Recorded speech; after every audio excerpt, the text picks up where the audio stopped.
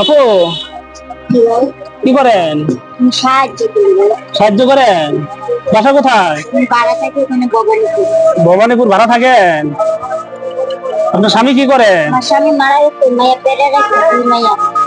আল্লাহ। আপনার বাচ্চা কাচ্চা কয়টা?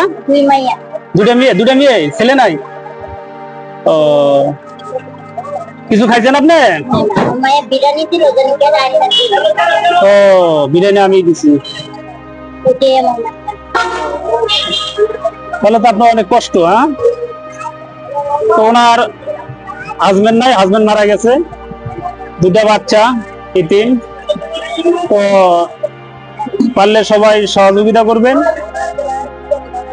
এই সমস্ত মানুষের পিছে থাকা আমাদের কর্তব্য, কারণ এরা অসহায়, ইতিম, কারণ এদের নাই বলতেই চলে। কারণ কেউ থাকে পাঁচতলা, কেউ থাকে গাছতলা। তো এনার জন্য দোয়া করবেন। আমার RK চ্যানেল 24 এর পক্ষ থেকে এনাকে আমি একটা কাপড় দিব।